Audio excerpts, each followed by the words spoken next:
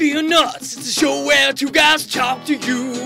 Even though you can't talk back, Mr. FearnutZ will feel some are two talking guys. Last 30 minutes to an hour, those two guys that I mentioned have a show named FearnutZ. And you should watch it right now. Hello, and welcome to this week's episode of the FearnutZ Hour. I'm Mr. FearnutZ. Along with me always is Fearsome. What is on topic for today?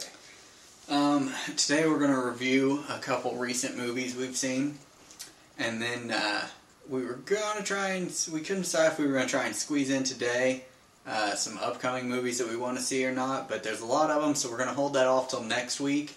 But today, after our reviews, we're going to talk about some movies that we wish we were excited about, but because they have horrible, horrible actors attached to them, we just can't get excited about them. Yeah.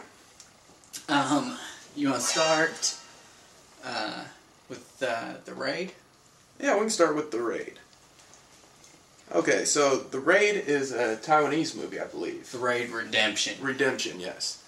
And it is this movie set, basically this elite team of cops is going to bust this drug lord who owns this building. So it's like 30 floors of his henchmen and meth heads and just, you know, lowlifes living in this building. And these cops are going to clear it out and get the head guy. So, what did you think? I thought it was really great.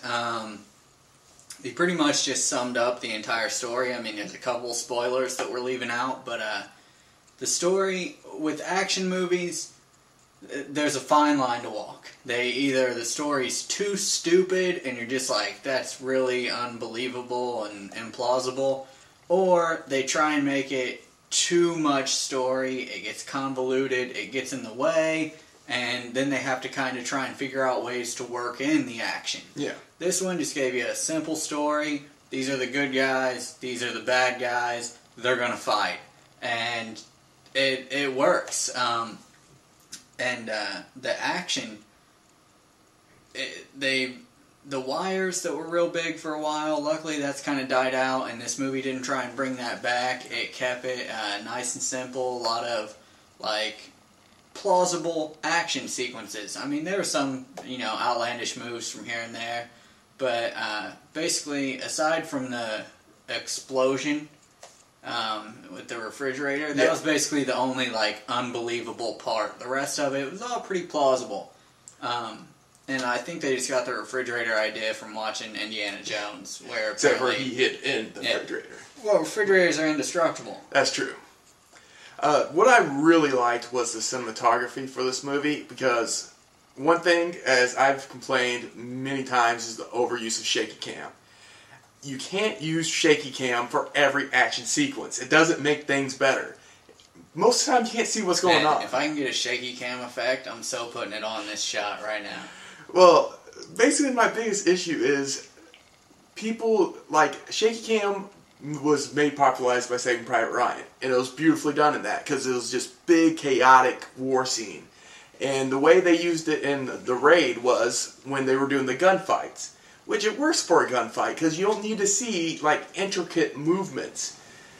But when they went to the martial arts fights, they took away the shaky cam, went back to a steady cam so you could see everything. And it wasn't like, you know, kung fu movies where it's real beautiful martial arts. It was Thai. So it's just vicious and brutal. Well, but I'm glad you brought that up, because in a lot of the fight scenes, that's what the cinematography reminded me of, is like old kung fu movies. They brought it back, and just the focus was clearly on the two fighters or multiple fighters, and they were just getting shit done. It actually reminded me of like Kiss of the Dragons, the most recent one I can think of, you know, where Luke Besson basically just wanted to be like, hey, Jet Li can do this shit, let's show him doing this shit. Yeah. And you know, I don't know who the actors are in this movie, like they didn't look familiar to me. Yeah, no. But I got the impression that they could actually do martial arts. I mean, you believe it. It's not like, you know, you see Keanu Reeves doing martial arts and they have to sci-fi it up, because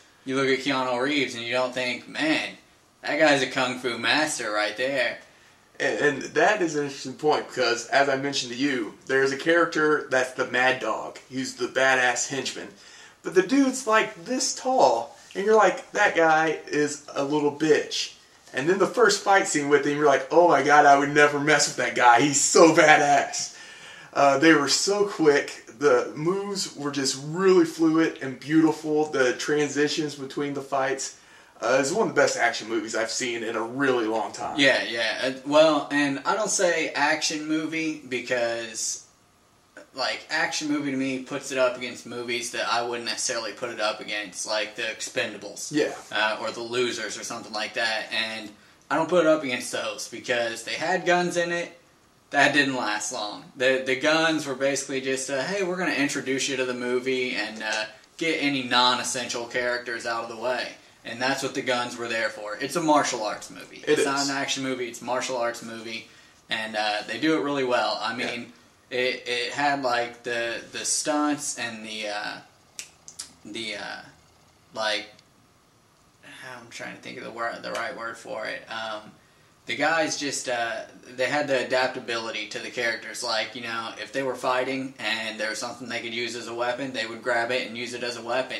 You know, and usually you don't see that a lot in movies anymore. Basically, you see it in the older Jackie Chan movies. You see it in, like, the Luc Besson, like, transporter movies. You would see that in. And it's pretty gritty. It's not as pretty as, like, the Luc Besson movies and stuff. It's more gritty, like a Die Hard or something, you know, where they actually are getting roughed up. It shows, you know, the characters get slowed down after they've been through a few fights, you know. Yeah. And I just thought it was really well done, beginning to end. I mean, if you like action movies, basically if you have testicles and, you know, you like martial arts action, you got to see this movie. And I'll be buying it. I'll be buying it on Blu-ray. Definitely. It was kind of Die Hard meets On Bach, which was the athleticism compared to Tony Jaa. Yeah, like definitely. that. Yeah, I mean, there was a lot of the stunts where I almost expected some Tony Jaa knees from time to time, especially in the little drug lab. Yeah, like I thought, oh my god, he's gonna he didn't Tony Jaa him. It wasn't disappointment. There was a lot of really cool elbows. Yeah, which reminded me a lot of Tony Jaa. So, all right, definitely see it in theaters. It's playing. Now it's getting a wider release. Well, it's a wider release, but it's still not nationwide release. So if it's local to you, by all means see it. Don't take your girlfriend. She's probably not going to like it. You know, it's a bromance movie. It is. It's for bros to go see. So if you and your buddies got some time on the weekend, want to see something, that's definitely the movie you should see. Yes. Save the, like, blockbuster superheroes and stuff for the girls, because then both of you can enjoy it. But yeah, definitely see it. And if you don't see it at theaters, then I'm sure they'll release it on demand at some point before it comes out on Blu-ray and DVD. If that option comes up, do it that way. If not, just buy it on Blu-ray or DVD. If you like martial arts movies at all, you're going to love it. You don't. Alright, American Reunion.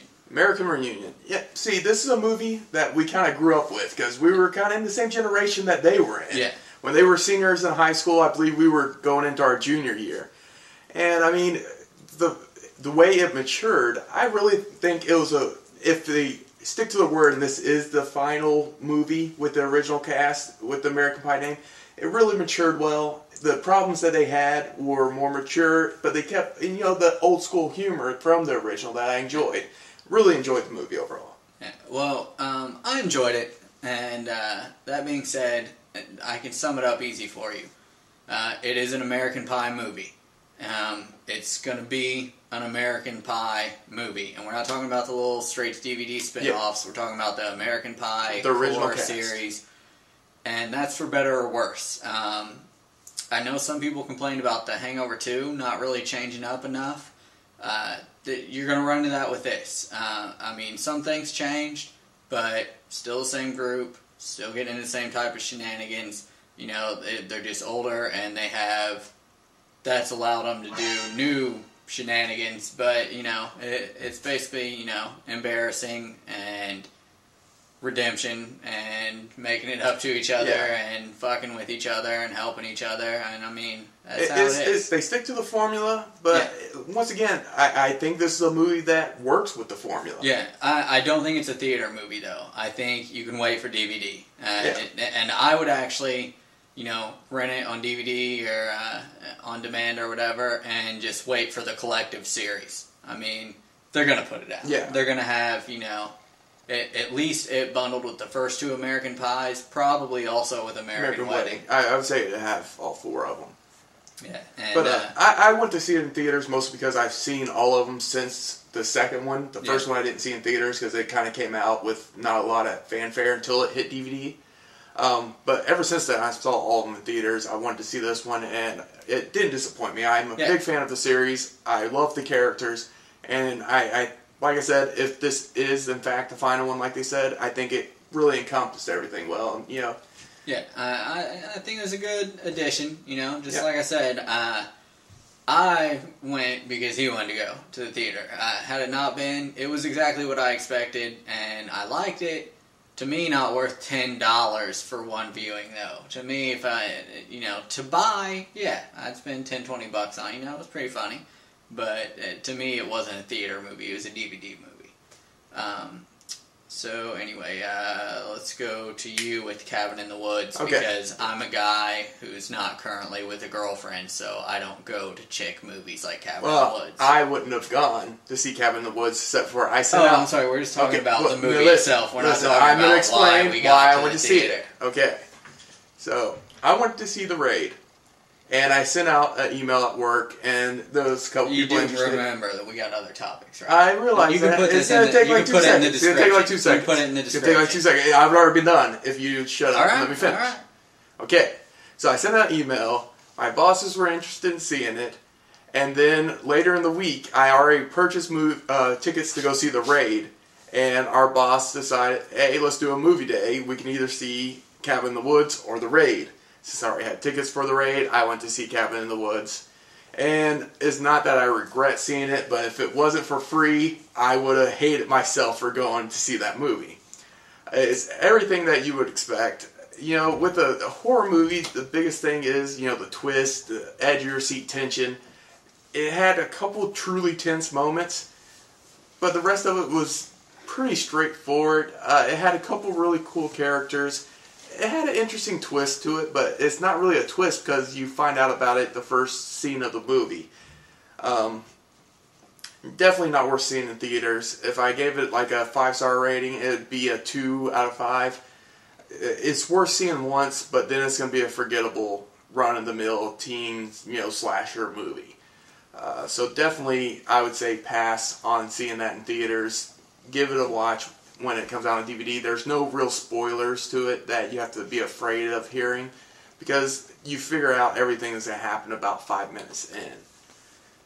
Okay, and last but not least of our movie reviews is actually not a theater movie. It's available for streaming on Netflix. Yes. And this, as I've explained to many people that I hear complaints about, oh, well, Netflix doesn't get the newest movies, you know, so I don't want to pay the $8 a month. Here's the thing. You can complain about Netflix selection all you want, but there are plenty of things on there you'll like. And this movie right here is the #1 reason I can recommend to people who are actual movie fans. Yes. Not people who want to watch a movie from time to time, but people who enjoy movies.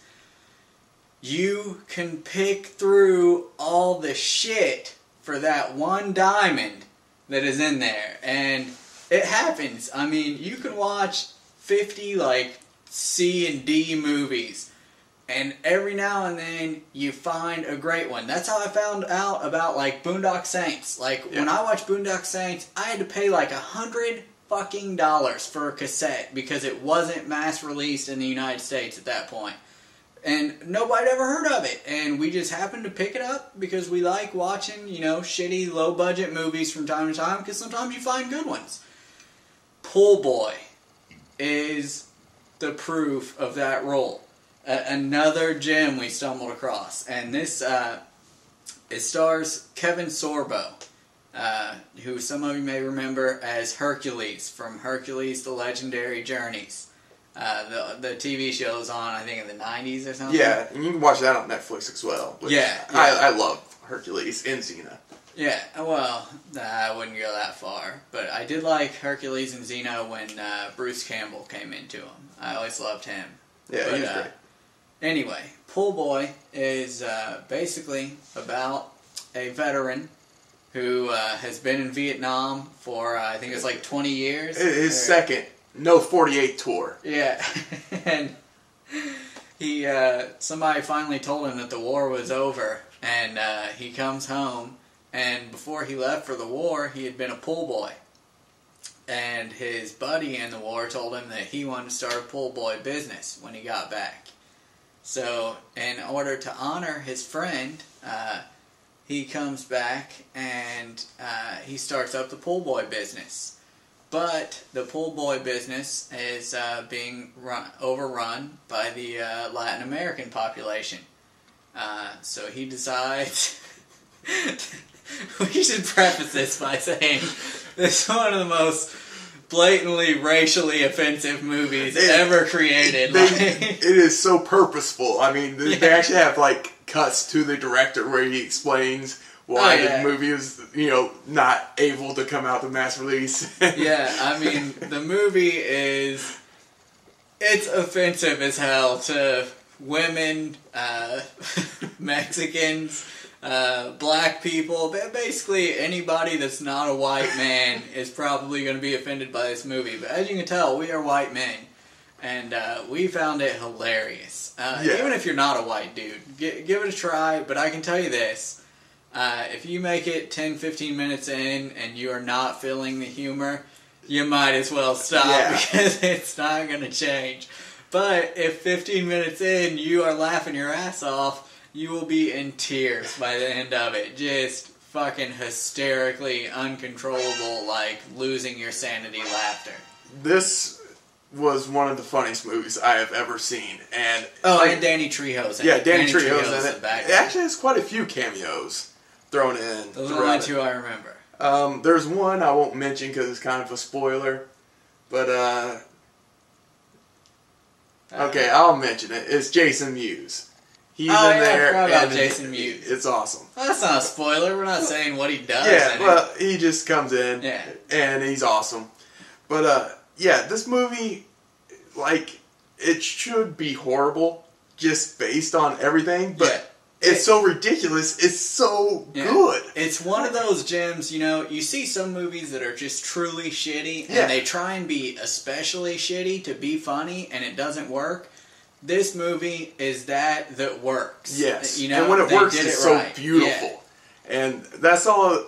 It's Pool Boy Drowning Out the Fury on Netflix. You gotta look it up. It's amazing. It's one of the funniest movies I've seen in a really long time. And you got nothing to lose. Yeah, if you have a Netflix account, I said, 15 minutes of your life is all you're risking, because within that 15 minutes, you will know if you're going to love or hate this movie. And there's no middle ground. Yeah. You're giving this 1 star or 4 or 5 stars. There's no middle ground at all. This movie's not a 3-star. No, it's not. Okay.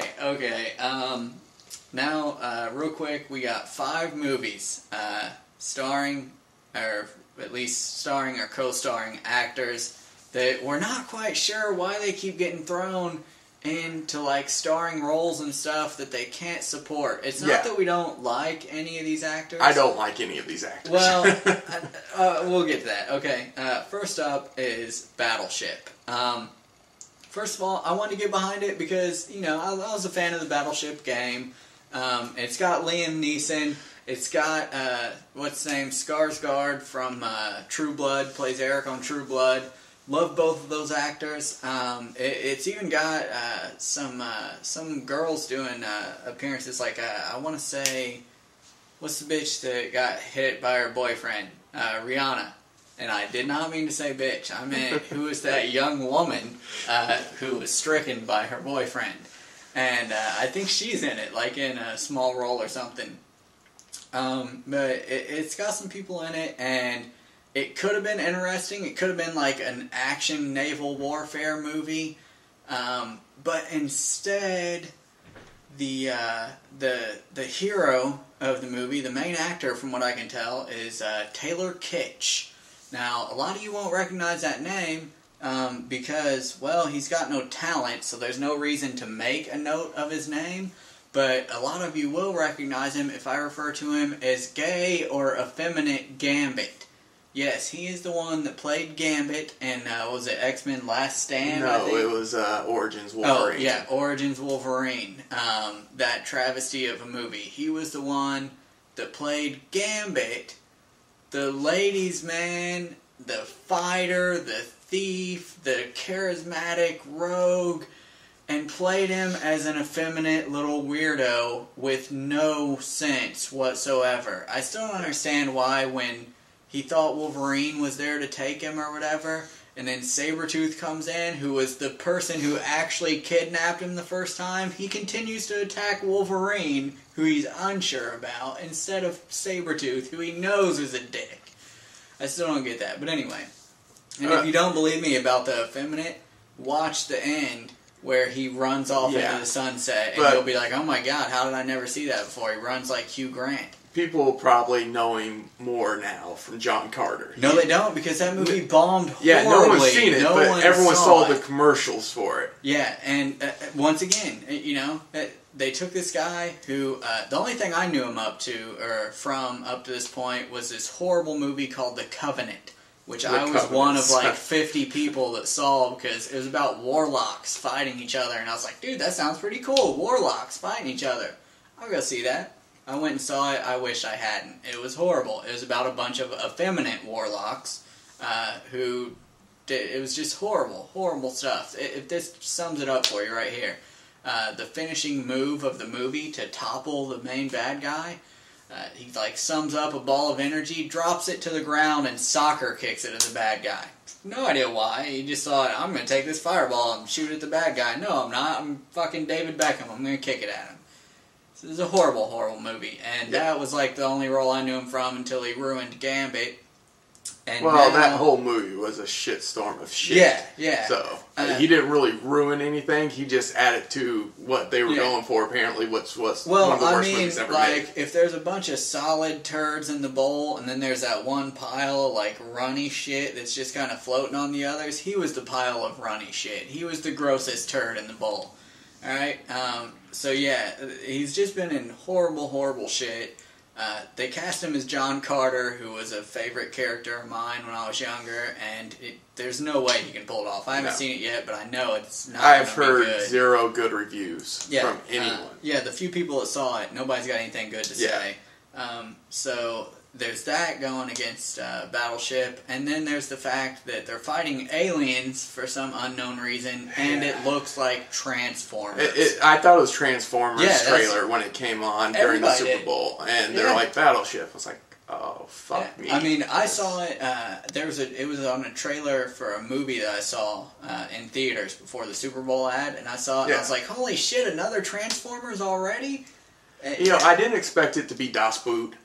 But I expected they could at least done something military and just tension of the, you know, but no. So that I wish I could get behind, but I just can't. I cannot get behind it. For the two things it's got going for it, it's got so many strikes against it.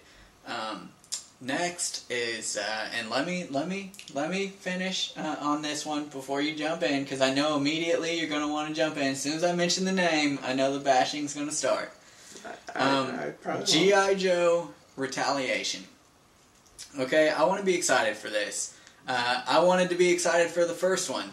And the first one, I personally don't think it was as horrible as everybody said. It was. I thought it wasn't horrible, but it was still only okay at best. You know, I'm talking like it would be... I could go either way between 2 and 3 out of 5 stars, you know. And sorry for the 5 stars, but we watch a lot of Netflix. It's how we rate shit. Yeah. So anyway, that's where I would have landed. And the first one, the biggest strike against it was Channing Tatum. Channing Tatum can't carry a movie. You know, the one movie that I actually enjoyed Channing Tatum in? What was that movie with Vince Vaughn and Kevin James? Did you see that one? Yeah, it was The Dilemma. Yeah, The Dilemma. Because he played a douche. It's like that Monique actress in Precious. I thought she did a great job in that because she played a bitch that you're supposed to hate. And she seems to me like a bitch that I hate. And Channing Tatum seems like a douche that would just do douchey shit. And in that movie, he was a douche that did douchey shit. Does he seem like a brave, fearless soldier who's battle-hardened? No, he does not. He's a soft dandy. I mean, granted, you know, they throw him in there for girls. That's what it is. You know, he's a pretty face, and hey, that's fine. Just don't build the movie around him. Throw him in the pretty face supporting role. Yeah, there's plenty of G.I. Joe characters they could have pulled out of the woodwork and gave him a role in the movie. But he played Duke, the lead role, and he could not carry... It was worse than Jake Lloyd as Anakin Skywalker. Yeah. I put it as way worse than that, because... You know, well, he's an adult, so, yeah. I mean, I can... but see, I liked some other things about it that you didn't like. Like, I liked Snake Eyes. I was always a big Snake Eyes fan growing up, and I thought they did him pretty well. Snake I Eyes loved and that Storm Ray Parks Shadow played him. Yeah, Snake Eyes and Storm Shadow is the only two really good things. But you also hated on Roadblock because he's black. And in themovie, not because he's Ripcord. Black. Or Ripcord, yeah. In the movie, he was black, and in the figures and stuff, in cartoon, he was white.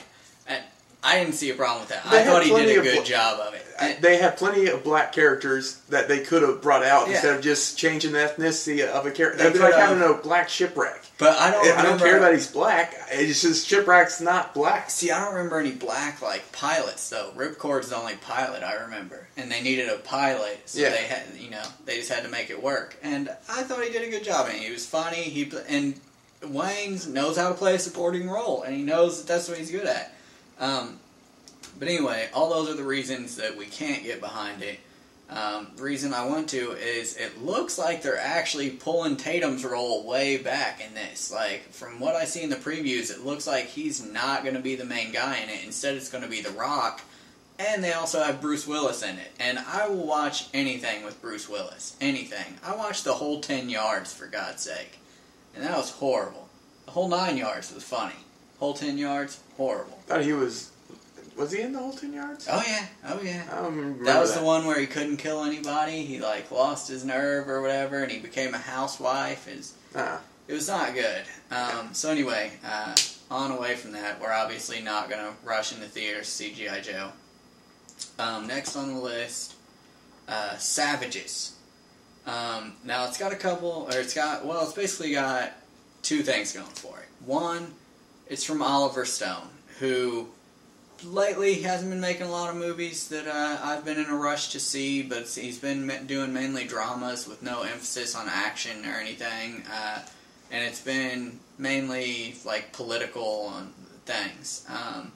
But he's also the guy that did Platoon, the guy that did Natural Born Killers, the guy that did Any Given Sunday. I mean, a person that made those three movies, I gotta be a fan of. And this movie, it kind of looks like Man on Fire to me, which is one of the best fucking action movies I've ever seen. Kind of looks like Army of Two to me. Well, that's what we're getting to. The big strikes against it is it looks like an Army of Two ripoff. It looks like whoever wrote this movie had just been playing a lot of the game Army of Two, which features two mercenaries working together, and they're basically unstoppable, and they wear masks, which their default masks, or some of their masks, are like luchador masks, and it's about these two guys who lose their mutual girlfriend and go chasing after her, and they throw on their luchador masks and just are unstoppable and kill everybody, which that actually sounds like a cool movie to me. And it would have been cool if they just made an Army of Two movie. Yeah. But it's got another one of those fuckers in it. It's got Taylor Kitsch. Again, effeminate Gambit. I don't know, like, maybe in real life he's like a super badass. Like, maybe he fucking breathes fire and just fucking tears spines out for looking at him wrong. I don't know. But I really don't fucking know. what producer and director looks at him and goes, that son of a bitch right there that runs with his girly fucking hands out to his side, that dude looks like he could whip some ass. He should be the elite special forces guy in Battleship. He should be an unstoppable fucking juggernaut in Savages, you know? I don't get it.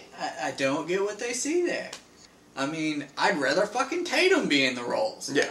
And at least he's big enough to possibly not be a pussy. He at least looks... I mean, he's a pretty boy, but at least he has a body that looks somewhat intimidating. Like, he could throw down if it came to it. Taylor Kitsch is like 130 pounds. He'd probably cry if you punched him in the face, but at least it looks like he could throw a punch. Taylor Kitsch, it doesn't look like he could throw a punch. It doesn't look like he could take a punch. It doesn't look like he could shoot. It doesn't look like he could fucking run and do crazy shit.